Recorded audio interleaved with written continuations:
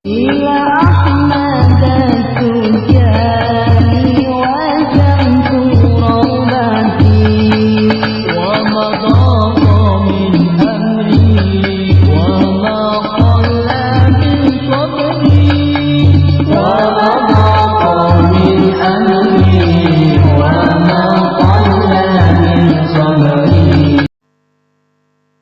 antara karomahnya Syekh radhiyallahu anhu, ada seorang sahabat beliau namanya Syekh Abi Nasir Al-Alawi.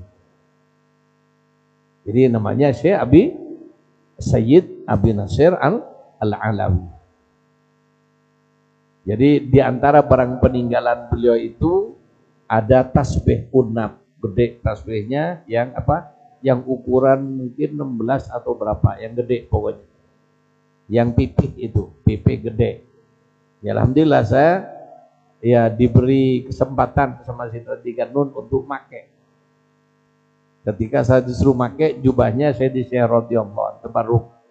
Saya tidak berani takut sholat adab, enggak. Kamu disuruh ini pakai. Itu. Suruh ngimamin sholat duhur. Kemudian jubahnya gede, jadi berat lagi. Jubah apa yang untuk musim dingin itu. Kemudian habis itu saya disuruh pakai jubah yang ringan. Jadi yang apa ada fotonya itu yang kemarin itu Pak Haryadi dibesarin. Jadi itu sama tasbihnya Syekh radhiyallahu anhu. Syekh Abu Nasir Al-Alawi juga ada tasbih dengan tasnya dari kulit. Jadi bawa tas kecil itu bukan hanya sekarang, ternyata zaman dulu sudah ada yang pakai tas kecil untuk tasbihnya. Kemudian Syekh Abi Nasir Al-Alawi ini para ikhwan, ini juga penting, ini pelajaran bagi kita tentang wirid khusus. Jadi beliau di antara sahabat Syekh yang sangat ingin mengamalkan Ismul A'zam. Jadi Syekh Abi Nasir Al-Alawi ini ingin mengamalkan Ismul A'zam. Kenapa? Ya Ismul A'zam ini adalah ya zikir yang nilainya sangat tinggi di hadirat Allah Subhanahu wa taala. Kemudian ya beliau minta kepada Syekh, tapi nunggu waktu yang tepat. Jadi tiap hari, makanya ini juga kalau Ivan kan kadang-kadang minta pakai WA. Ini. Jadi sahabat Syekh radhiyallahu anhu, orang yang sangat dicintai oleh Syekh, sangat dekat dengan beliau.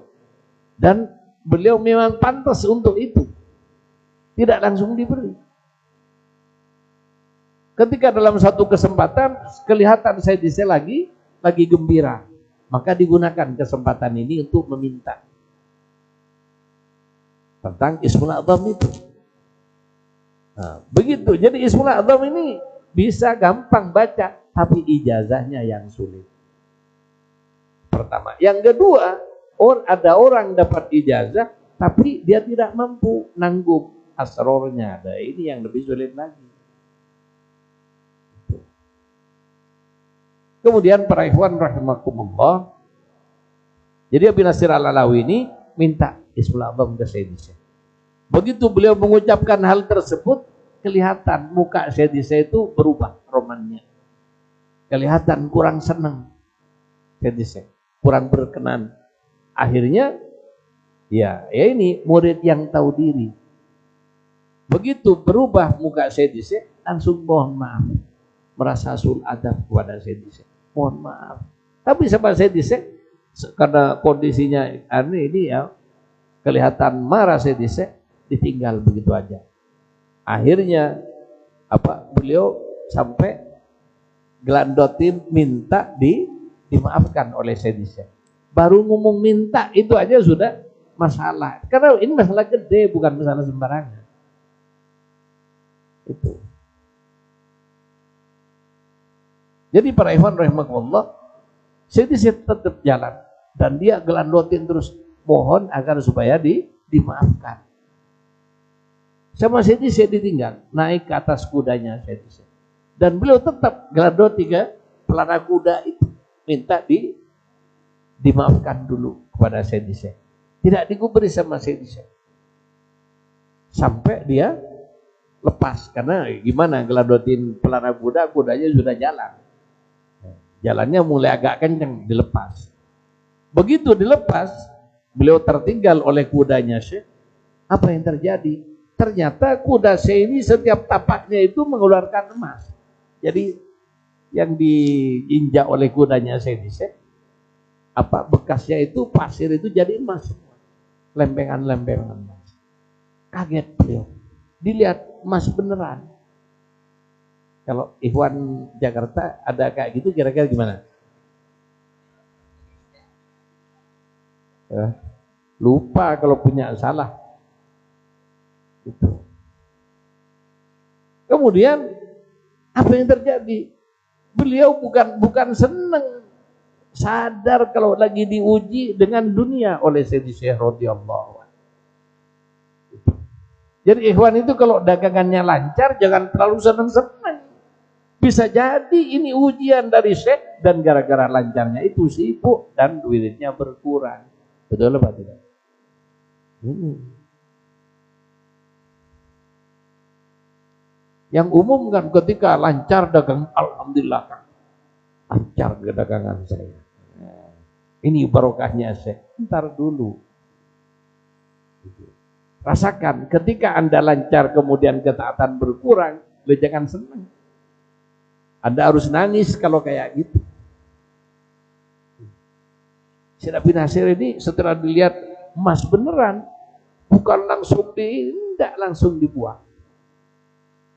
Ya, saya ngerti. Jadi bahwa ya dia sudah tidak mikir. Dia sudah tidak tertarik dengan dunia.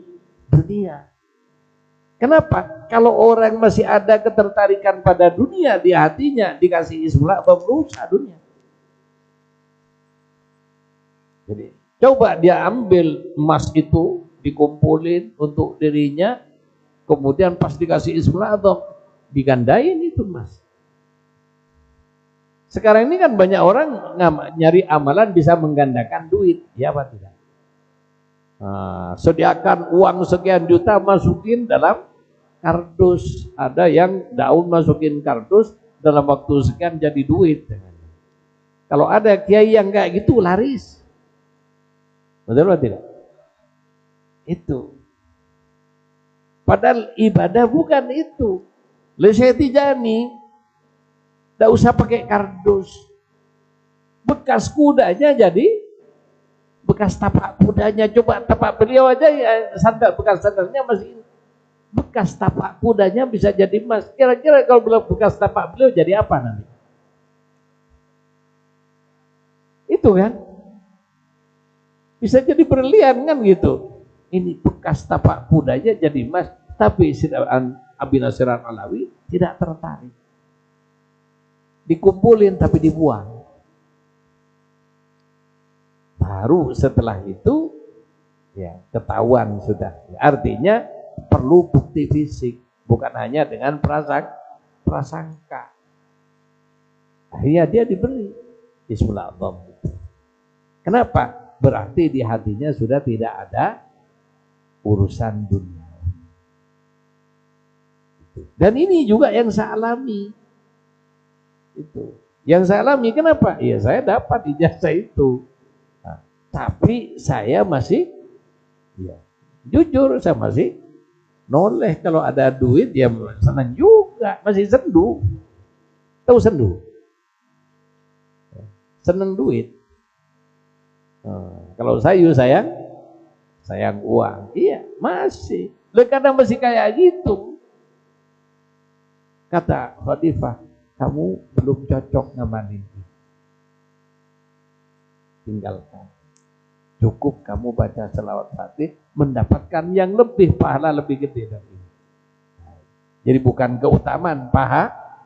Kalau keutamaan di asma. Ini para ikhwan rahimakumullah, di antara murid Syekh namanya Syekh Abi Nasir Al-Alawi.